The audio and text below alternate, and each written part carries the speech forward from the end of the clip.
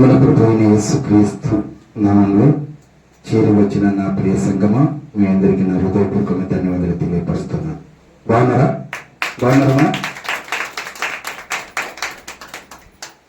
చాలా మంచిది. ఈరోజు చక్కటి అవకాశమును మీకును మాకును దేవుడు బహుగా ఆస్వాదించవలనగాక. ఆమేన్. మరి ఈరోజు అంశం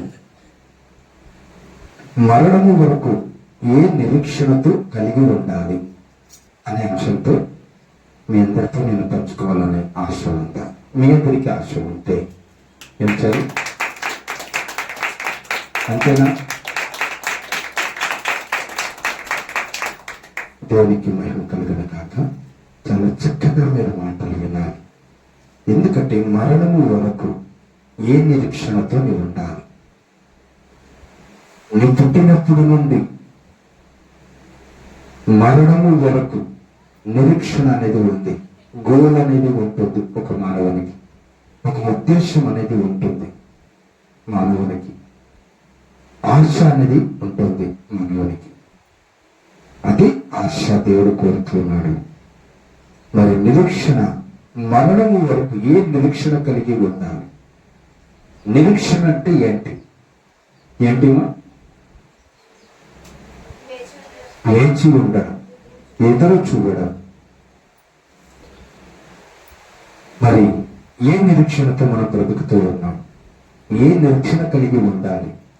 ఏ ఆలోచన కలిగి ఉండాలి? ఏ ఆలోచన కలిగి ఉంటే దేవునికి ఇష్టం అనే విషయాలు, కొన్ని విషయాల మీద నేను పంచుకోవాలని ఆశపడుతూ ఉన్నాను. ఒక 7 మాటలు మన లేఖనాల ప్రకారంగా మనం దేవుని మనసు, దేవుని చిత్తమును పరిశుద్ధ గ్రంథంలో దేవుడు రాయించి ఉంచాడు. కాబట్టి ఆ మాటల్లో మనం లోతుకు వెళ్దామా? లోతైన మాటలు మనం తెలుసుకుందామా? నిరీక్షణ గురించి, మరణము వరకు ఏ నిరీక్షణతో కలిగి ఉండాలి అనే అంశంతోనే నేను మాట్లాడుతూ ఉన్నాను. అపోస్తలుడైన పౌలు తెస్సలోనికి రాసిన మొదటి పత్రిక 4వ అధ్యాయము 13వ వచనం చదువుగా మనం విందాం. సహోదరులారా, నిరీక్షణ లేని ఇతరుల వలె మీరు దుఃఖపడకుండా నిమిత్తము నిద్రించుచున్న వారిని కూర్చి మీకు తెలియకుండా నాకు ఇష్టము లేదు. అంటే నాకు తెలియకుండా మీకు ఇష్టము లేదు అంటున్నాడు పౌలు గారు. అంటే మీరు ఏమని? సత్యాన్ని తెలుసుకోవాలని, నిరీక్షణ గురించి తెలుసుకోవాలని, ఏది దాని గురించి ప్రయాసపడుతున్నాడో మానవుడు తెలుసుకోవాలని ఒక విషయాన్ని, సహోదరులారా, నిరీక్షణ లేని ఇతరుల వలె మీరు దుఃఖపడకుండా నిమిత్తము, అంటే వాళ్ళకి తెలియని వారుగా లోకము బ్రతుకుతూ ఉంది. సత్యం తెలియక చాలా మంది, మరి వాళ్ళకి తెలియని వాళ్ళకి మీరు తెలియజేసే బాధ్యత మీకు ఇచ్చాను నేను అంటున్నాడు. అపోస్తలుడైన పౌలు ఏమంటున్నాడంటే, మీరు నిరీక్షణ కలిగి ఉన్నారు, వాళ్ళు ఇతరుల వల్లనే వాళ్ళు ఉండవద్దు అంటున్నాడు పౌలు గారు. ఈ లోకాలను యాత్ర ముగించి నిద్రతో పోలిస్తూ ఉన్నారు. ఆ నిరీక్షణ గురించి మాట్లాడుతూ, మరి నిద్రించిన వారి గురించి అంగలాపవద్దు, బాధపడవద్దు. నిద్రిస్తే ఎక్కడికి వెళ్ళినట్టు? దేవుని దగ్గరికి వెళ్ళినట్టు. ఈ లోకం యాత్ర ముగించుకొని దేవుని దగ్గరికి వెళ్ళినట్టు. పుట్టినప్పుడు తెలుసుకున్న లోకం గురించి, మరణించినప్పుడు తెలిసిన మరొక లోకం గురించి పౌలు గారు తెలియపరుస్తూ ఉన్నాడు. నిరీక్షణ అంటే ఎలా ఉంటుంది? నిరీక్షణ సత్యం అంటే ఎలా ఉంటుంది? మరి క్రీస్తు గురించి మాట్లాడుతూ కింది విషయంలో, మరి మానవులు ఎందుకు పిలిచాడు దేవుడు? ఎందుకు నిద్రతో పోలిచి ఈ యాత్రను ముగించి నా సన్నిధికి రమ్మని ఎందుకు పిలిచాడు? మరి ఆయన ఎక్కడ పెట్టుకోవాలి, ఎక్కడ మిమ్మల్ని ఉంచుకోవాలి, ఎక్కడిని ఆ ప్లేస్ లో పెట్టాలని క్రీస్తు చెప్తున్నాడు. కింద మాటలో మనం చదువుమా?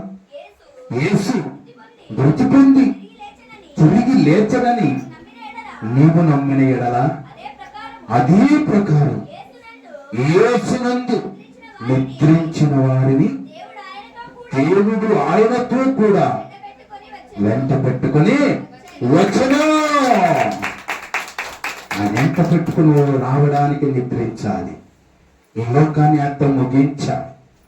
నీకు నిరీక్షణ ఉంది, నీ దేవుని ఎదురు చూస్తూ ఉన్నావే, ఆ నిరీక్షణ గురించి, ఆ సత్యాన్ని గురించి క్రీస్తు కూడా నేను ఎంబడి తీసుకుని వెళ్ళాలనే ఒక ఉద్దేశంతో ఈ యాత్ర ముగించాను మానవుడు. అందుకే దేవుడు చెప్తూ మంచి పేరు సంపాదించుకోండి, మీకు మంచి జీవితాన్ని ఇచ్చాడు, మంచి బ్రతుకు ఇచ్చాడు, పరిశుద్ధులుగా నివాసం చేయడానికి మీకు అన్నిటినీ సదుపాయాలన్నీ కలగజేశాను. ఎందుకు భ్రష్టులైపోతున్నారు? ఎందుకు నీచవంతులైపోతున్నారు? భ్రష్ట మనసుకు మీరు హృదయాలు ఎందుకు ఇచ్చారు? నా సన్నిధిలో మీరు ఉండాలని దేవుడు కోరుతూ ఉన్నాడు. నా ప్రభు తీసుకుని వెళ్తూ ఉన్నాడంట. ఆ యాత్ర ముగించుకొని వెళ్ళిపోవాలి. ఏదో ఈ రోజుల్లో 60-70 సంవత్సరం, అధిక బలం ఉంటే 80 సంవత్సరం మానవుని జీవితం. ఏదో ఒక రోజు మరణిస్తాం, ఏదో ఒక రోజు చావు ఉన్నది, ఏదో ఒక రోజు నువ్వు వెళ్ళిపోతావు. వెళ్ళిపోక మునుపే నీ జీవితాన్ని సెట్ చేసుకోమంటున్నాడు, నీ బ్రతుకును మార్చుకోమంటున్నాడు, పరిశుద్ధంగా జీవించు అంటూ ఉన్నాడు. నీతిమంతులుగా తీర్చిదిద్దా నేను యేసు రక్తము ప్రతి పాపములు కడిగి పవిత్రులుగా చేశాడు, పవిత్రునిగా చేశాను. నేను పరిశుద్ధుడు గనక మీరును పరిశుద్ధంగా ఉండండి. ఈ లోకంలో ఉన్నప్పుడు నన్ను ఆత్మతోను సత్యముతో ఆరాధించే బిడ్డలుగా ఉండాలంటున్నాడు. నీ ద్వారా ఆయన మహిమ పొందాలని ఎదురు చూస్తూ ఉన్నాడు. మన రాజు ఉన్నాడు, మన కింగ్ ఉన్నాడు పరలోకములో. సహోదరి సహోదరుడా, పిలుస్తూ ఉన్నాడు. యేసుక్రీస్తు ప్రభు కూడా నిన్ను ఎంబడి తీసుకుని వెళ్ళడానికి నీవు నమ్మిన ఎడల, నీవు నిరీక్షణ కలిగి ఉన్నట్టయితే, దేవుని ఎదురు చూసేవారుగా నువ్వు ఉన్నట్టయితే, నీవు నమ్మిన ఎడలా క్రీస్తు కూడా నేను ఎంబడో తీసుకుని వెళ్ళేవాడే ఉంటున్నాడు. ఎక్కడికి తీసుకుని వెళ్తాడు? ఎక్కడ నీ పౌరస్థితి, నీ పరిస్థితి ఏంటి, నీ జీవితం ఏంటి, నీ బ్రతుకు ఏంటి? నీ చనిపోయినప్పుడు ఎక్కడికి వెళ్తావు? నువ్వు ఇక్కడ లేదు, నీవు ఈ మేడల మిద్దలు కట్టుకోవచ్చు, కార్లు బంగ్లాలు ఉండవచ్చు. ఈ లోకం భూమి ఆకాశము గతించినను నా మాటలు ఎన్నడూ గతించవు. గతించలేని మాటలు, వాక్యమే బ్రతికించుచున్నదే మాటలు బ్రతికిస్తాయి. సహోదరి సహోదరుడా, నీ పౌరస్థితి ఎక్కడ? మరి ఎక్కడంటే మరి మనకి సత్యం బైబిల్ పరిశుద్ధ గ్రంథంలోనికి వెళ్దాం.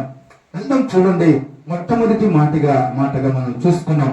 రెండో మాటలోకి వెళ్దాం. అపొస్తలుడైన పౌలు మరి ఫిలిప్పీయులకు రాసిన పత్రిక 3వ అధ్యాయము 20వ వచనంలో మనకు ఒక మాట కనిపిస్తుంది. చదవండి.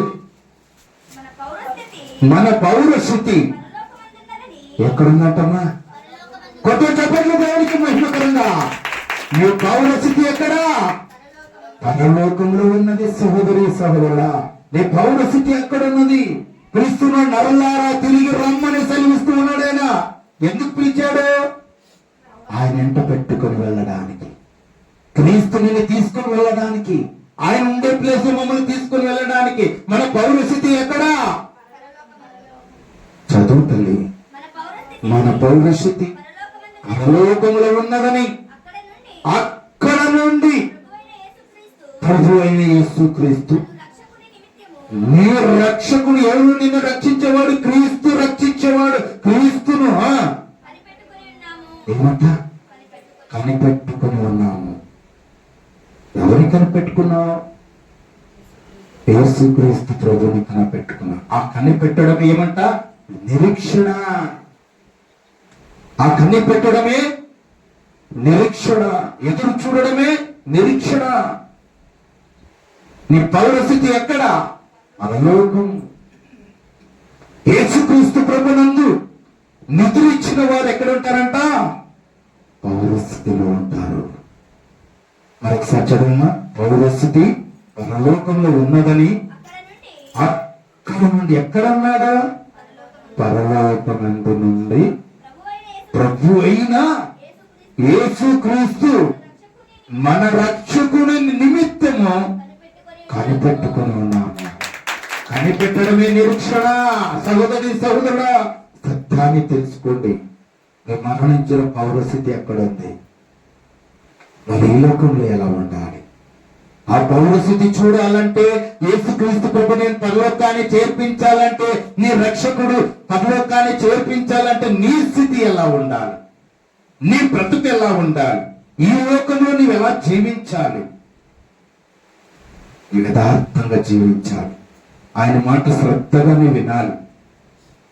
ఆయన మాటలను విని యేసుక్రీస్తు ప్రభునందు నిరీక్షణ కలిగి ఉన్నట్టయితే, ఆయన ఎదురు చూసినట్టయితే, మరి ఎదురు చూసిన వారందరూ కూడా పరలోకానికి తీసుకొని వెళ్ళాడు 5 మందిని. ఎదురు చూడలేని వారు, నిర్లక్ష్యంతో ఉన్నవారు, శ్రద్ధగా లేని వారు ఏం చేశాడమ్మా? ఈ లోకంలోనికే వదిలేసి వెళ్ళిపోయాడు. అక్రమ చేయువారులారా నా యుద్ధ నుండి మీరు తొలగిపో, గెట్ అవుట్ అంటాడు. అక్రమంగా బ్రతకడానికి వీలేదు. దేవునికి అవకాశం ఇచ్చాడు. ఫలించాలి, అభివృద్ధిలోకి రావాలి, అంచెలంచెలుగా నీ వెతగాలి, అది ఆనందించాలని చూస్తూ ఉన్నాడు కన్న తండ్రి పైనుండి. ఆకాశం నుండి చూస్తూ ఉన్నాడు, అందరి హృదయాలు చూస్తూ ఉన్నాడు, ఈ భూలోకంలో ఉన్న మానవులందరినీ పరిశీలిస్తున్నాడు. ఎవరు నాకు చోటిచ్చారు? ఎవరు నా హృదయంలో, వారి హృదయంలో నేను ఉన్నాను? ఎవరు నా హృదయంలో నన్ను ఉంచుకున్నారు? ఈ దేహమే దేవుని ఆలయం అని చెప్పానే నా బిడ్డలకు. క్రీస్తు రక్తంలో మిమ్మల్ని అందరినీ కడిగి ఉన్నానని చెప్పానే. శుద్ధిపరచుకొని దేవుని నీ హృదయంలోకి ఆహ్వానించిన బిడ్డలు ఎంతమంది? ఎదురు చేస్తూ ఉన్నాడు. ఈ వారమంతా విని, వాక్యం విని మార్పు పొందిన వారిని బిడ్డలు ఎంతమంది? ఎదురు చూస్తూ ఉన్నాడు. ఎందుకంటే మార్పు బిడ్డలాంటి మనసు కలిగి ఉంటేనే పరలోకం అంటున్నాడు ఆయన. పశు బిడ్డలు ఇట్టి వారిది పరలోక రాజ్యం అన్న కదండి. నీ మనసు ఎలా ఉండాలి? చిన్న పిల్లల మళ్ళీ ఉండాలి. చిన్నపిల్లలు ఏం చేస్తారు? మనం తన్నినా కొట్టినా మళ్ళీ ఏం చేస్తారు? దగ్గరికి వస్తారా లేదా? అలాంటి మనసు కలిగి నీవు ఉండాడు దేవుడు. అలాంటి మనసు కలిగి నీవు ఉండాలి. కక్షాలు, భేదాలు, హర్షాలు, అల్లరితో కూడిన ఆటపాటలు నీలో ఉండకూడదు. పెద్దవాడైనా చిన్నవాడైనా ఎవ్వరికి ఉండకూడదంట. అలా ఉన్న వారందరూ పరలోకానికి చేరరు. అన్యాయస్తులు దేవుని రాజ్యమునకు వారస్తులు కానేరని నేను నిశ్చయముగా నేను చెప్పుచున్నాను అంటున్నాడు ఆయన. నిశ్చయంగా చెప్తున్నా. అన్యాయస్తులు ఎవరు మీకు అందరికీ తెలుసు, నేరస్తులు ఎవరు అందరూ మీకు తెలుసు, భ్రమపరిచే ఆత్మ ఏదో మీకు బాగా తెలుసు, సత్యసరిపు నడిపించే ఆత్మ ఏదో బాగా తెలుసు. మీరు పరీక్షించండి, సత్యం తెలుసుకోండి. దేవుడు మనకు తెలియపరుస్తున్నాడు. ఈ విషయాలను జాగ్రత్తగా మీరు వినాలి. ఇప్పుడు ఎందుకంటే మీరు మరణం గురించి దేవుడు చెప్తూ ఉన్నాడు. మీరు మరణం ఈ లోకంలో శాశ్వతమైంది కాదంటున్నాడు. నేను పిలుస్తూ ఉన్నాను నా బిడ్డలకు. కష్టాలు, బాధలు, కన్నీరు, దుఃఖము ఎన్నో అనుభవించారు, శ్రమలు అనుభవించారు నా బిడ్డలు. నా పరలోకం నేను ఇవ్వాలి. నా బిడ్డలు మరణిస్తేనే ఆయన దగ్గరికి మనం వెళ్ళేది. ఈ లోక యాత్ర ముగిస్తేనే ఆయన దగ్గర మనము వెళ్ళేవారమై ఉంటూ ఉన్నాం. అందుకే ఆయన నిద్రతో పోలిస్తూ ఉన్నాడు. నరలారా తిరిగి రమ్మని నేను సెలవిచ్చి ఉన్నానంటాను. సెలవిచ్చాడు ఆయన. బ్రతికినిచ్చిన వాడు, ఊపిరినిచ్చిన వాడు దేవుడు నేను పిలిచి నీకు ఎలాగంటే ఆయన అధికారం కలిగిన వాడు, నిన్ను సరిచేసేవాడు. మరి నిత్య నివాసం ఎక్కడ? నీకు పౌరస్థితి పరలోకంలో ఉన్నదని సత్యాన్ని మీరు తెలుసుకున్నారు. నిరీక్షణ లేని ఇతరుల వల్ల మీరు ఉండవద్దని మొదటి మాట. రెండవ మాట నీ పౌరస్థితి పరలోకం అని తెలుసుకున్నా. మరి మూడో మాటలోకి వెళ్దాం. అపొస్తలుడైన పౌలు కొరింథీయులకు రాసిన 2వ పత్రిక 5:1-2 వచనాలు చదువుకుందాం. భూమి మీద నున్న గుడారమైన ఈ నివాసము శిథిలమైపోవును, చేతి పని కాక దేవుని చేత కట్టబడి ఉన్న నిత్యమైనది నివాసము పరలోకములో ఉన్నదని ఎరుగుదుము. పరలోకంలో ఉన్నదని ఎరగండి. సత్యం తెలుసుకోండి. నీ పౌరస్థితి పరలోకం అంటున్నాడు. నీ ఆకాశం గతించిపోయేది, కానీ దేవుని రాజ్యము కట్టాడు. అతని చేతి పని కాక దేవుని చేత కట్టబడిది అని నివాసం అంటారు. పరలోకమందు ఉన్నదని ఎరుగుదుము. ఎరగండి. పరలోకములో దేవుడు మన కొరకు ప్లేస్ ఉంచాడని ఎరుగుదాం. పరలోకంలో మనం ఉండాలి. మనందరూ ఈ మహిమగల సంఘములో ఉన్న ప్రతి బిడ్డలందరూ పరలోకములో ఉండాలి. మీ జీవితాలు మారాలి, మీ బ్రతుకులు మారాలి, మీ బ్రతుకులు మారాలి. పాత జీవితం మీద ఉంచుకోవద్దు. దేవునికి ఇష్టం లేనిది చెయ్యొద్దండి. ఇష్టం లేనిది ఏది చేయవద్దు. దేవుడు ఏమంటాడంటే, దేవుని పనికి అభ్యంతరపరిస్తే, చెయ్యి అభ్యంతరపరిస్తే ఏం చేయమన్నాడు? నరికేయి అన్నాడు. కాలు అభ్యంతరపరిస్తే ఏం చేయన్నాడు? కాలు నరికేయి అన్నాడు. అంటే కాలు చేయితో ఎందుకు పోల్చాడంటే, ఇది అమూల్యమైనది, ముఖ్యమైనది. దీన్ని ఏం చేయమన్నాడు దేవుడు? తీసివేయి అంటున్నాడు. అర్థమైందా? నీ కుంటిదాన్ని అయిపోవాలి, నీ చేయలేని వాడిని చంచువాడు అంటారు అన్న కదా. అలా ఉండడం దేవునికి ఇష్టం లేదు. దానికి ఎందుకు తీర్చాడంటే, మీ దేహంలో మీ హృదయంలో ఉన్న కళ్ళ మస్తలు అన్నిటిని కూడా అభ్యంతరపరిచినవన్నీ కూడా ఏసునామములో దూరపరచండి అని దాని అర్థం. కాళ్ళు నరికేయమని కాదు, చెయ్యి అభ్యంతరపరిచినాడు. సువార్త ప్రకటించేటప్పుడు చెయ్యి అభ్యంతరపరిచినాడు, చెయ్యి నరికేయి అంటాడు. అంటే ఏ ఆటంకము లేకున్నట్టుగా నీ జీవితము నీవే సరి చేసుకోవాలి, నీ బ్రతుకును నీవే మార్చుకోవాలి. దేవుడి మాటలు సూటిగా మాట్లాడినప్పుడు, అవును నా కొరకే దేవుడు మాట్లాడాడు, నా కుటుంబం కొరకే దేవుడు మాట్లాడాడు, నా భార్య కొరకే మాట్లాడాడు, నా భర్త కొరకే మాట్లాడాడు, నా పిల్లల కొరకే మాట్లాడాడు ఈ రోజు అని చెప్పి నీ జీవితమును నీ బ్రతుకును నీ మార్చుకోవాలి. ఎందుకంటే ఈ హృదయంలోనికి ఎవరు ఆహ్వానించారు చెడును? మీరే ఆహ్వానించారు. కాబట్టి మీరే ఖాళీ చేయాలి. హృదయం ఖాళీ చేయాలంటే అది నువ్వే చెయ్యాలి, అది నువ్వే చెయ్యాలి. మెమరీ కార్డులో ఆ పాటలు కావచ్చు, ఈడియో కావచ్చు, మీరే కదండి బజారుకి వెళ్ళి కంప్యూటర్ దగ్గరికి వెళ్ళి ఆ మెమరీ కార్డులోను ఏ పాటలు కావాలా, ఈడియోస్ కావాలో ఈడియోలు అన్ని కూడా ఎక్కించుకొని వచ్చి ఉన్నాం. మళ్ళీ ఇంకొక ఈడియో నువ్వు ఎక్కించాలంటే ఏం చేయాలండి? అవి ఫుల్లోనే చూపిస్తుంది. ఏం చేయాలి? నీవే కదండి వెళ్ళింది, మీరే కదా వెళ్ళారు. మళ్ళీ మీరేం చేయాలి? దాన్ని డిలీట్ చేయాలి. ఇది నీకు అర్థమైతే, ఇది మెమరీ కార్డు నీకు అర్థమైతే, మీ హృదయాలు కూడా అలాగే ఉన్నాయి కాబట్టి మీరు ఖాళీ చేసుకోవాలి. మీరు ఖాళీ చేసుకుని దేవుని ఆహ్వానిస్తే నీ హృదయంలోకి వస్తాడు. ప్రేమ ద్వారా నీ జయిస్తావు ఈ లోకాన్ని. పౌరశక్తి పరలోకంలో ఉన్నదని తెలుసుకుంటావు. అప్పుడు చదువుమా, 2వ వచనం చదువు. మనం ఏమై ఉన్నామంట? దిగంబరులకు కాక వస్త్రము ధరించుకున్న వారు అయి వారముగా కనబడుదుము. కాబట్టి పరలోకము నుండి వచ్చు మన నివాసము దీనిపైన ధరించుకొని అపేక్షించుచు దీనిలో మూలుచున్నాం. ఎక్కడుందంట నీకు పరలోకం? పరలోకము నివాసం అక్కడుంది. అక్కడ ఏడుపులు, కన్నీరు, దుఃఖము, బాధలు, ఈ పెళ్లి చేసుకోవడము, కట్టనలు ఇచ్చుకోవడము, అన్ని కూడా ఏమాత్రం ఉండవని లెక్కనాలు సెలవిస్తూ ఉన్నాయి. మొన్నటి రోజు చూడాలి యూట్యూబ్ వర్షని ఏదైనా వైష్ణవి, ఆమె 17 సంవత్సరాలకే మ్యారేజ్ చేసుకునేది. ఎంత? 16 సంవత్సరాలకి మ్యారేజ్ చేసుకునేది. ఎందుకు చేసుకునేది? వాళ్ళ అన్నదమ్ములు ఎంతమంది? 17 మంది ఉన్నారు.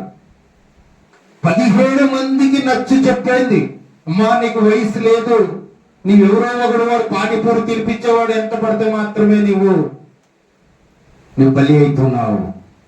ఒగ్గాని తినిపిస్తే మాత్రము బలి అయిపోతావు. పిజ్జా తినిపిస్తే మాత్రము, తీసుకుని వెళ్ళి తినిపిస్తే మాత్రం నువ్వు బలి అయిపోతావు. నోటి తిండి కోసం కాదు, నీ జీవితం నీది, నీ బ్రతుకు నీది. ఏదైనా ఆలోచిస్తే తల్లిదండ్రులు మేము మంచిగానే నీ కోసం ఆలోచిస్తాం. నువ్వు ఉండేది ఒకటి నాకు కూతురు అన్నట్టుగా ఎంతో చెప్పింటారా లేదమ్మా? చెప్పింటారా లేదా? చెప్పి ఉన్నారు. మరి వెంటబడి ఏది ఆశిస్తూ ఉన్నారు వాళ్ళు?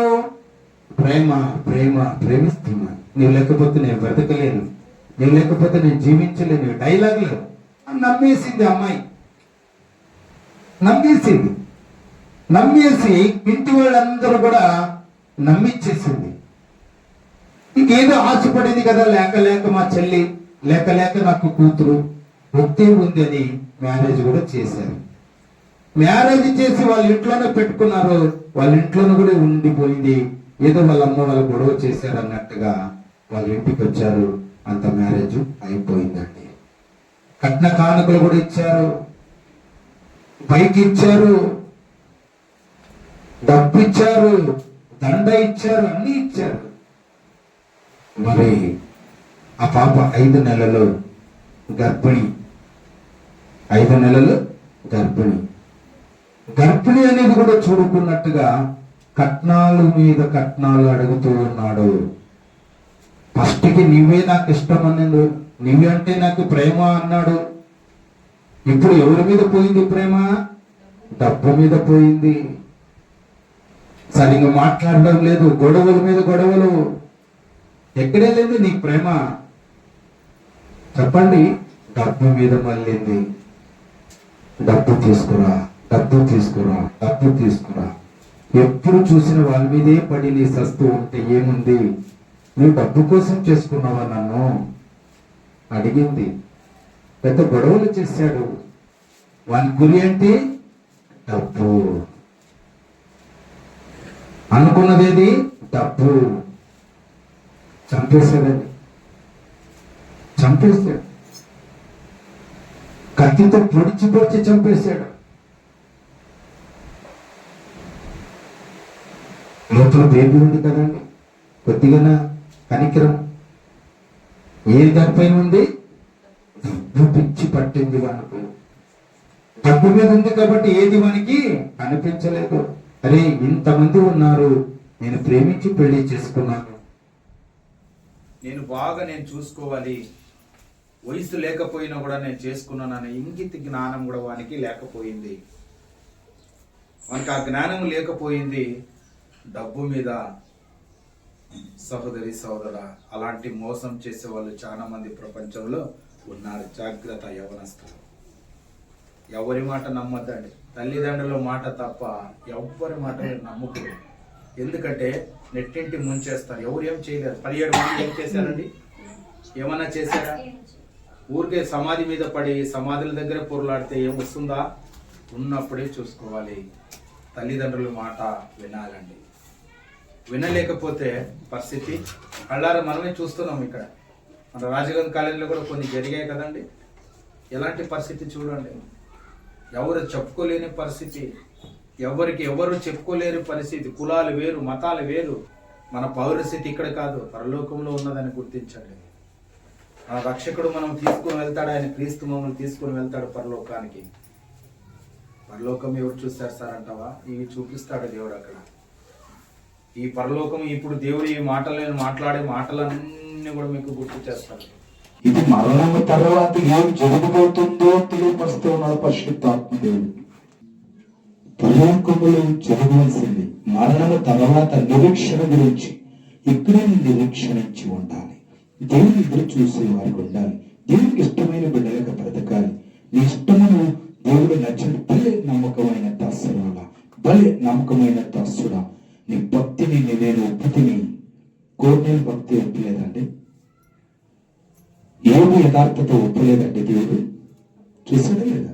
అలాంటి జీవితం కలిగి ఉండండి, అలాంటి బ్రతుకు కలిగి ఉండండి అని ఈ 3 మాటలు మనం తెలుసుకున్నాం. దశలోనికి రాసిన మొదటి పత్రిక 4వ అధ్యాయము 17వ వచనం. ఆ మీదట సజీవులమైన నిలిచున్నవారు, మనము సజీవులమంటే జీవంతో ఉన్నవారు. క్రీస్తు 2వ రాకడలో వచ్చాడు అనుకోండి, సమాధులు తెరవబడతాయి. అక్కడ ఉన్న వారిని తీసుకొని వస్తాడు. మహిమ శరీరంతో ఉన్నవారు మీరు సజీవులకు ఉండేదాన్ని. నిన్ను కూడా జాగ్రత్త వినండి. మనము వారితో కూడా మనందరం కలిసి ఏకముగా ప్రభువును ఎదుర్కొనుటకు ఆకాశ మండలమునకు మేఘముల మీద కొనుకోబడదుము. కొనిపోబడదుము కాగా మనము సదాకాలము ప్రభుత్వం కూడా మనము ముందుము. సదాకాలము, శాశ్వతమైన కాలము, జీవితము ఉన్నంత వరకు యుగ యుగములు ప్రభుతో కూడా మనం ఉండాలంటే ఈ పరిశుద్ధరాలుగా ఉండాలి, పరిశుద్ధంగా జీవించాలి. అలాంటి వారే పరలోక రాజ్యం. అన్యాయంగా బ్రతికావా, ఇతరులకు హానికరంగా చేసావా, దేవుడు పరలోకాన్ని నిన్ను తీసుకుని వెళ్ళడు. తొలగత పోలేదు లేసా, ఎక్కడెక్కడో ఉంటాం లేసా అంటావా? No no no. ఎక్కడుంటావు? అగ్నిగుండము, పాతాళము. అగ్ని ఆరదు, పురుగు చావదు, పురుగు చావదు. అక్కడ ఉంటుంది నీ పరిస్థితి. పరలోకమని దేవుడు చెప్తున్నాడు. ప్రభుత్వం ఎల్లప్పుడూ ఉంటామంట. మనం అందరం కలిసి ఎల్లప్పుడూ శాశ్వతమైన జీవితం, శాశ్వతమైన బ్రతుకు మన రాజ్యం ఇస్తూ ఉన్నాడు. మన రాజ్యం ఇస్తూ ఉన్నాడు. అక్కడ మనము సదాకాలం ప్రభుత్వం కూడా ఉందమని నిరీక్షణ కలిగి ఉండాలి అనే మాట మనం తెలుసుకుంటాం. నిరీక్షణ, ఇక్కడ నీ నిరీక్షణ కలిగి ఉండాలి అనే మాట మనము తెలుసుకున్నాం. సదాకాలం దేవుని దగ్గర మనం ఉంటామని 4వ మాట దగ్గర మనము ఆగాం. 5వ మాట కూడా మనం తెలుసుకున్నాం. అపోస్తలుడైన పౌలు తిమోతికి రాసిన 2వ పత్రిక 4, 7, 8 వచనాలు 2 మాటలు మనం చూసుకుందాం. మంచి పోరాటము పోరాడి తిని, నా పరుగు కడముట్టించి తిని, విశ్వాసమును కాపాడుకుంటుని, ఇక మీదట నా కొరకు నీతి కిరీటం ఉంచబడి ఉన్నది. ఆ దినమందు నీతి గల న్యాయాధిపతి అయిన ప్రభు అది నాకు మాత్రమే కాకుండా తన ప్రత్యక్షత అపేక్షించు నిరీక్షణ కలిగి ఉన్న వారందరికీ అనుగ్రహించిన. అందరికి నిరీక్షణతో ఎంతమంది అయితే ఉన్నారో అంతమందికి అనుగ్రహిస్తాడంట ఆయన కృప, ఆయన దీవెన. అపోస్తలుడైన పౌలు చెప్తూ ఉన్నాడు. ఏం చెప్తున్నాడు? మంచి పోరాటము పోరాడి తిని, నా కరు కడమట్టించి తిని, నా విశ్వాసాన్ని కాపాడుకుంటుని, ఇక మీదట నా కొరకు నీతి కిరీటం ఉంచాడని తెలుసుకోండి. ఓపిక ఉండాలి నీకు. ఆ పంధాన్ని గెలవడానికి ఓపిక కలిగి ఉండాలి. ఆ నీతి కిరీటాన్ని ధరించుకోవాలని నువ్వు ఎదురు చూసే వ్యక్తిగా ఉండాలి. నిరీక్షణ కలిగి ఉండాలంటున్నాడు దేవుడు. అపోస్తలుడైన పౌలు చెప్తున్నాడు, మంచి పోరాటము పోరాడి తిని, కడకు తొడముట్టించి తిని, విశ్వాసాన్ని కాపాడుకుంటుని. దేవుడిచ్చిన మాటను మనము నిలబెట్టుకోవాలి. ఆయుష్నిచ్చాడు, నీకు బ్రతుకునిచ్చాడు, నువ్వు నిలబెట్టుకునే వ్యక్తిగా ఉండాలి. శ్వాసని కాపాడుకునే వ్యక్తిగా ఉండాలి. నీ జీవితం ఎటు వెళ్తుందో చూసావా? ఆయుష దేవుడు పొడిగిసి వస్తూ ఉన్నాడు. ఈ రోజు మారుతాడు, రేపు మారుతుంది, ఈ రోజు మారుతున్నాడు, ఎదురు చూస్తూ ఉన్నాడు ఆయన. అపస్తులైన పలు మంచి పోరాటము పోరాడే తిని, కడకు కడముట్టించి తిని, విశ్వాసం దేవుడిచ్చిన సమయంలో సద్వినియోగం చేసుకున్నాను, అజ్ఞానంతో కాక జ్ఞానంతో నడుచుకుని ఉన్నానని పౌలు గారి జీవితాన్ని చరిత్రగా మనకు తెలియపరుస్తూ ఉన్నాడు. మంచి పోరాటము. ఇక మీదట నేను మన కొరకు నీతి కిరీటమును దాచబడి ఉన్నదని నిరీక్షణ కలిగి ఉండాలి. మాట 5వ మాట మనం తెలుసుకున్నాం. 6వ మాట దగ్గరికి వెళ్దాం. అపోస్తలుడైన పౌలు ఎబ్రీయులకు రాసిన పత్రిక 11వ అధ్యాయం 10వ వచనం. ఎలాగనగా దేవుడు దేనికి శిల్పయు ఉన్నాడో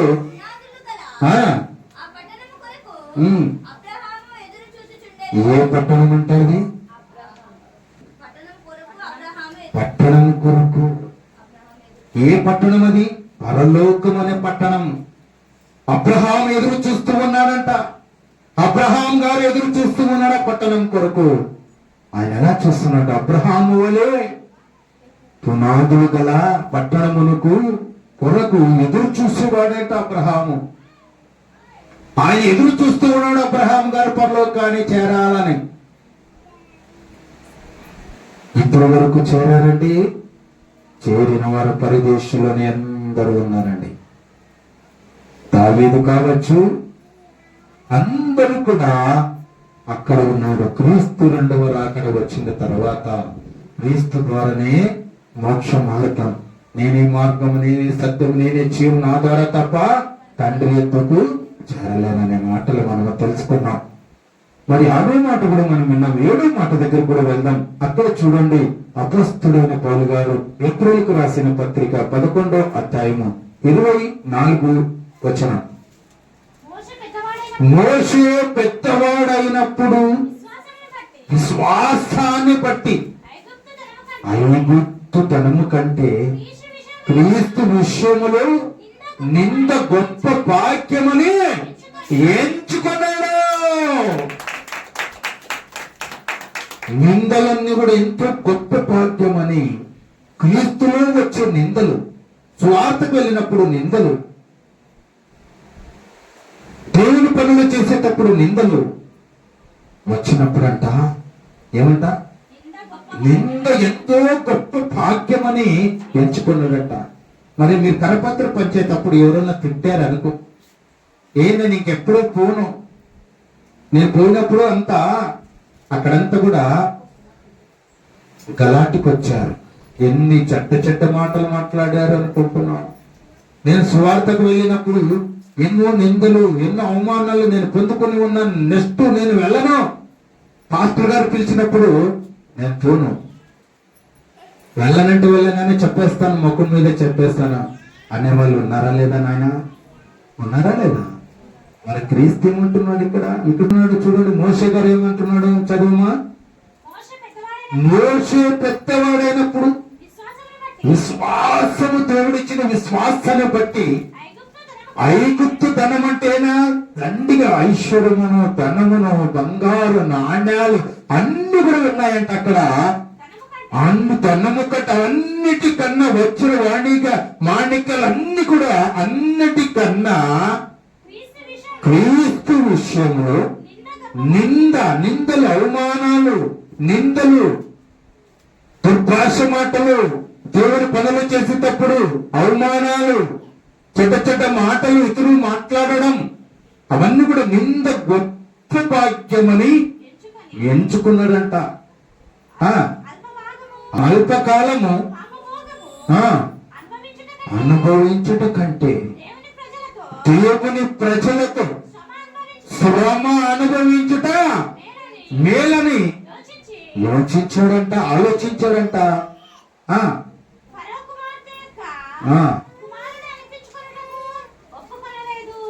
ఎంత చూడండి, క్రీస్తు నిందలు గొప్ప భాగ్యం అనుకుని ఎంచుకున్నారంట.